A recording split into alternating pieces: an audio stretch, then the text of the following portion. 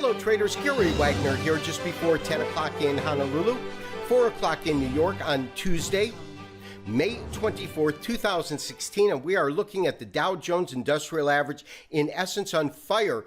After trading under pressure for the better part of the last couple of weeks, we have a tremendous rise. This due to a couple of factors, but the primary factor being new housing data or new house purchases, which is up substantially. In fact, the numbers we're looking at are the greatest acceleration of new home sales since 2008, and that's something that simply cannot be overlooked. Dow Jones Industrial Average, we're just coming into settlement, but it's up currently about 225 points, 1.29%, about 1 1/3 percentage points higher at 17,717. Now, S&P's also tracking higher on the day. They're up about 1.5% at 2074.75, putting it up almost 30 points on the day. The low on the day is 2041, so it hasn't really looked back. The high 2077, so we're just a few ticks off the high on the day. So traders, absolutely a pivotal day in U.S. equities, rising over 1.5% almost on the Standard & Poor's 500, closing at 2075. This, of course, is the E-mini. Really, what to me is most noteworthy is the fact that we have now really, with a strong, solid upside move, traded above the 50-day moving average. Of course, we were looking at the potential of this market showing further weakness once it broke below the 50-day moving average. For the last 1, 2, 3, 4 days in terms of closing prices, there's absolutely no doubt the market had resistance in that area. You can see that by the open here, the high that we had here, and in this particular area, meaning these two red candles right here, we certainly had it trading under that price point, and it never really approached that 200-day moving average. The lowest we got was about 2020. We talked about the fact also that we have seen this market trade in a fairly tight range with the highs at around 2080 and the lows at around 2020 based on this low here, and of course based on these series of highs that we had just about a week and a half ago. Now, that being said, if we take out 2020, and we're coming into a long day, a Memorial Day weekend, but if we take out this level and on a closing basis close above 2080, my sense is that it's not that far-fetched to now try to take it a stab at these price points at these most recent highs, just at around 2100 on the Standard & Poor's 500.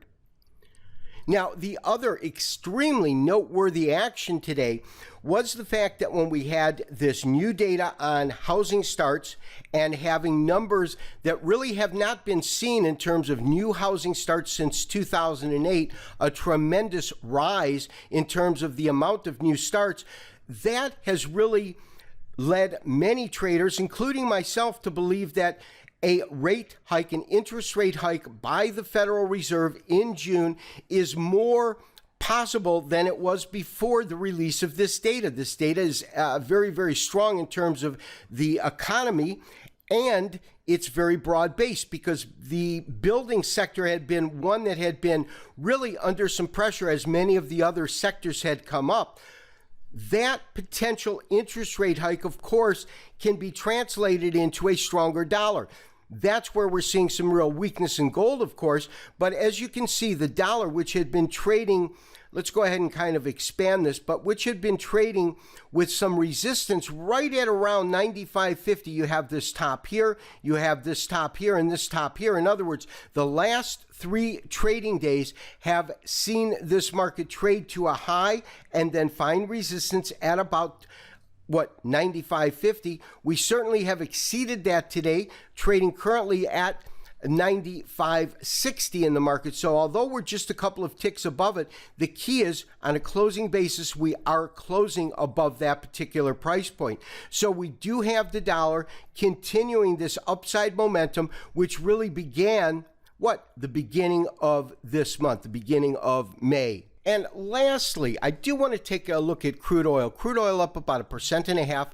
very, very close to $50 per barrel, $48.80. That's our closing price, and that's the current print. Of course, we're looking at $48.62 on the screen, but the key to me is this.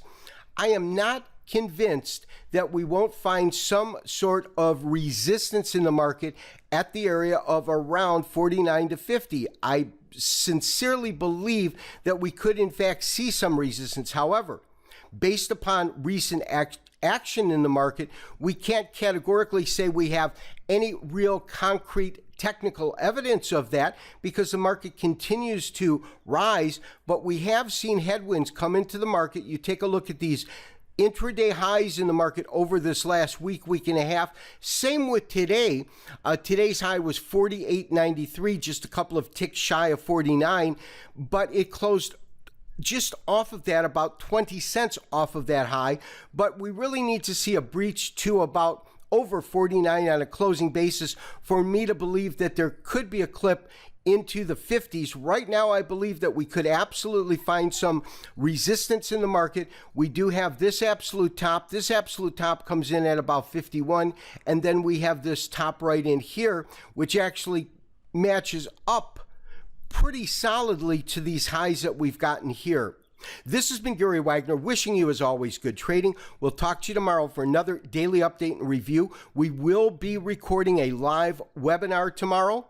I believe that's 1:30 Pacific Standard Time, and that will, of course, preempt our daily show. We'll put up a recorded version of the webinar should you want to view it but are unable to attend at that specific time point. We'll talk to you tomorrow. Bye-bye.